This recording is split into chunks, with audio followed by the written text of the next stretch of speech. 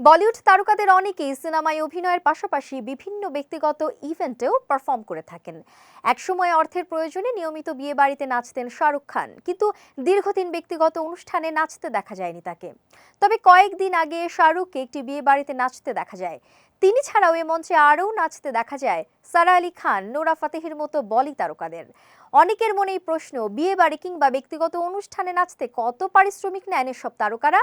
কয়েকদিন আগে দিল্লিতে একটি বিয়ের অনুষ্ঠানে যোগ দেন বলিউড বাদশা শাহরুখ খান। সেখানে ঝুমে জো পাঠান, প্রিটি উইমেন এর মতো জনপ্রিয় গানের সঙ্গে নেচে মঞ্চ মাত করেন তিনি।